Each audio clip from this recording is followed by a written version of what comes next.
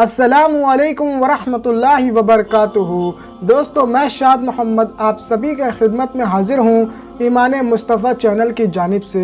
दोस्तों, आज आप सभी के लिए एक इमाम साहब का बड़ा ही अजीब व गरीब वाक़या लेकर आया हूँ, जिसको सुनने के बाद यकीनन आप हैरान रह जाएंगे। लेकिन दोस्तों, वही वाक़या का आगाज़ करने से पहले गुजारिश यही करूँगा कि अगर आपने अब तक हमारे यूट्यूब चैनल को सब्सक्राइब नहीं किया है तो चैनल को सब्सक्राइब कर लीजिए और साथ ही साथ नोटिफिकेशन बेल को दबा लीजिए ताकि आपको हमारी नई वीडियो की जानकारी मिल सके। मेरे प्यारे दोस्तों, आप सभी को बता दूं कि किसी गांव के अंदर एक इमाम साहब रहा करते थे।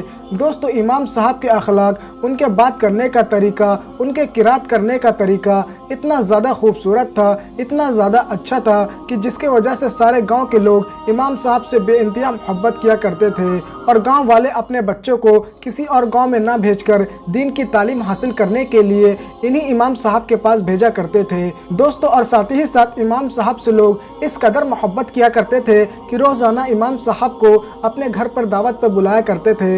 यानी गांव वालों ने ये बांट रखा था कि आज मेरे घर पे इमाम साहब की दावत होगी तो कल तुम्हारे घर पर इमाम साहब की दावत होगी। यानी इसी तरीके से रोज़ाना इमाम साहब को किसी न किसी घर से दावत मिल ही जाया करती थी। गाँव वालों के प्यार और मोहब्बत से इमाम साहब भी बहुत ज़्यादा खुश थे और ऐसे वक्त में दोस्तों वक्त गुजरता रहा। लेकिन दोस्तों, आपको बता दूं, उसी गांव के अंदर एक शख्स अपनी बीवी के साथ रहा करता था। दोस्तों, वो जो मियाँ बीवी थे वो भी इमाम साहब से बेइंतहा मोहब्बत किया करते थे। दोस्तों, ऐसे वक्त में जिस वक्त इमाम साहब की दावत की बारी उनके घर की आई तो इमाम साहब के लिए उन्होंने अपने घर में बहुत अच्छे अच्छे पकवान का इंतज़ाम किया। उन्होंने ढेर सारा जायकेदार और लजीज खाने का इंतज़ाम किया और इमाम साहब की दावत की। इमाम साहब भी खुशी खुशी उनके घर गए और वहां जाने के बाद खाना वगैरह जो था वो अच्छे तरीके से खाया और खाना वगैरह खाने के बाद इमाम साहब फिर से मस्जिद के लिए रवाना हो गए। लेकिन दोस्तों, उस शख्स की जो बीवी थी वो दस्तरखान के पास आई और ऐसे वक्त में थोड़ी परेशान लगी और परेशानी के आलम में यहाँ से वहाँ सामान को उठा कर देखने लगी। इसी तरीके से उसने पूरा घर छान मारा और सारे घर में तलाश करने के बाद वो रोने लगी। ये चीज़ देखकर वो जो शौहर था वो बड़ा हैरान हुआ और ये बात कहने लगा कि तुम रोती क्यों हो। ऐसे वक्त में वो जो औरत थी वो ये बात कहने लगी कि दरअसल बात यह है कि मैंने गलती से दस्तरखान के पास कुछ पैसे जो थे वो छोड़ दिए थे।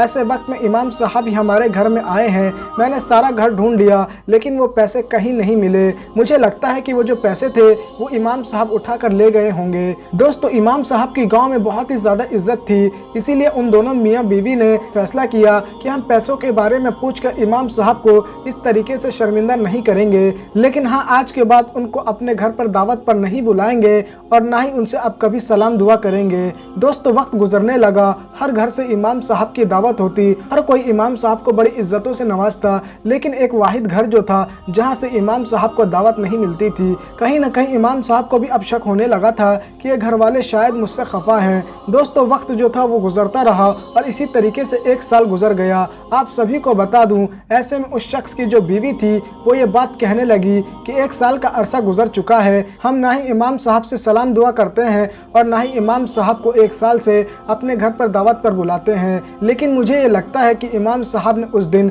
जो पैसे उठाए थे वो किसी न किसी मजबूरी के तहत में ही उठाए होंगे, इसीलिए हमें फिर से इमाम साहब की दावत करनी चाहिए। दोस्तों, बीवी की यह बात सुनने के बाद वो जो शौहर था उसने भी यही बात कही कि हाँ, एक साल का वक्त गुजर चुका है। ऐसे में जब इमाम साहब दावत खाने के लिए आएंगे तो ऐसे में मैं उनसे ये सवाल कर लूँगा कि वो पैसे किसने उठाए और साफ तौर से हमें मालूम पड़ जाएगा कि आखिर वो पैसे गए तो कहाँ गए। ऐसे वक्त में दोस्तों, मैं आप सभी को बता दूं कि उन्होंने फिर से इमाम साहब की दावत की और इमाम साहब ने भी उनकी दावत को कबूल कर लिया और ऐसे वक्त में उन दोनों मियाँ बीवी ने ढेर सारा खाना वगैरह पकाया, एक से एक लजीज और जायकेदार पकवान बनाए और इमाम साहब की दावत कर दी। दोस्तों, फिर इमाम साहब वक्त पर आए जिस वक्त इमाम साहब को दावत मिली थी। ऐसे में इमाम साहब आने के बाद खाना खाने लगे। दोस्तों, फिर जैसे ही इमाम साहब खाने से फारिग हुए फौरन ही उस औरत का जो शौहर था वो इमाम साहब से ये बात कहने लगा कि आज से एक साल पहले हमारे घर में आप आए थे, उसके बाद से हमने आपको कभी भी अपने घर पर दावत पर नहीं बुलाया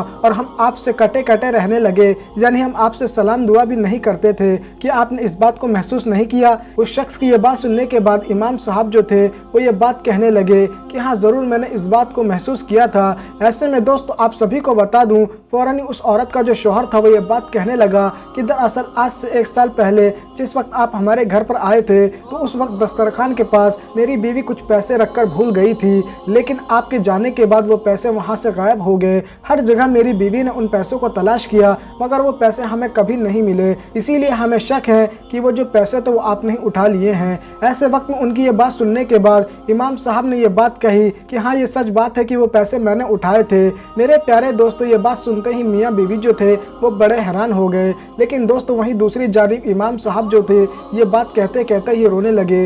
इमाम साहब को इस तरीके से रोते हुए वो जो मियाँ बीवी थे वो और ज़्यादा हैरान हो गए कि आखिर क्या बात है कि इमाम साहब क्यों रोने लगे। ऐसे वक्त में दोस्तों इमाम साहब ने ये बात कही कि तुमने मेरी लगातार 1 साल दावत नहीं की, मुझसे तुम लोग खफा रहे, ना ही मुझसे सलाम दुआ किया, लेकिन मुझे इस बात से नाराज़गी नहीं है, मुझे तो अफसोस इस बात से है कि जिस दिन तुमने मेरी दावत की थी उस दिन आंधी तूफान आया हुआ था और ऐसे वक्त में दस्तरखान के पास जो पैसे रखे हुए थे वो उड़ रहे थे, इसीलिए मैंने सोचा कि ये पैसे कहीं हवा में उड़कर खो न जाए। इसी डर से मैंने उस पैसे को कुरान मजीद के अंदर रख दिया था ताकि जिस वक्त तुम कुरान मजीद को खोलो तो ऐसे वक्त में वो पैसे तुम्हें मिल जाए। लेकिन हाय अफसोस कि 1 साल का वक्त गुजर चुका है लेकिन अब तक तुमने कुरान मजीद को खोलकर नहीं देखा। इमाम साहब की यह बात सुनते ही वो जो मियाँ बीवी थे वो बड़े हैरान हुए और फ़ौरन ही शौहर ने वज़ू किया और वज़ू करने के बाद कुरान मजीद को जाकर खोलने लगा तो सच में सारे पैसे जो थे वो कुरान मजीद के अंदर ही रखे हुए थे। इसी चीज़ को देखने के बाद वो जो मियाँ बीवी थे वो अफसोस करने लगे कि हमने तो इमाम साहब को गलत समझा था, हमने तो इमाम साहब के ऊपर गलत ही इल्ज़ाम लगाया था। दरअसल उन्होंने पैसे तो घर में ही छोड़ दिए थे ताकि वो हिफाजत में रहें। ऐसे वक्त में उन दोनों को अपनी गलती का एहसास हो गया और वो इमाम साहब से माफ़िया मांगने लगे और वो ये बात कहते हैं कि आज से हम अहद लेते हैं कि आज से हम रोज़ाना कुरान मजीद की तिलावत करेंगे। दोस्तों यकीनन ये जो चीज़ें हैं वो बिल्कुल ही आम हो चुकी हैं। कई सारे घरों के अंदर तो रमज़ान के मुबारक महीने में कुरान मजीद खोला जाता है, लेकिन कई ऐसे भी घर हैं जहाँ पर सालों साल हो जाता है लेकिन कुरान मजीद उसी तरीके से जुल्दान में बंद रहता है, जो कि बड़े अफसोस का मुकाम है। ऐसे वक्त में हमें इन बातों के ऊपर गौर व फिक्र करना चाहिए। दोस्तों आपको ये वाक़या कैसा लगा आप हमें कमेंट करके ज़रूर बताइएगा और अगर आपको ये वीडियो पसंद आई है तो वीडियो को लाइक कीजिएगा और ज़्यादा से ज़्यादा इस वीडियो को शेयर कीजिएगा। तो दोस्तों फिर मुलाकात करूँगा मैं आप सभी से एक नई वीडियो में, जब तक के लिए अल्लाह। छोड़ फिक्र दुनिया की, छोड़ फिक्र दुनिया की, चल मदीने चलते हैं। छोड़ फिक्र दुनिया की, चल मदीने चलते हैं। छोड़ फिक्र दुनिया की, चल मदीने चलते हैं। छोड़ फिक्र दुनिया की, चल मदीने चलते हैं। मुस्तफा गुलामों की, मुस्तफा गुलामों की किस्मत बदलते हैं। छोड़ फिक्र दूर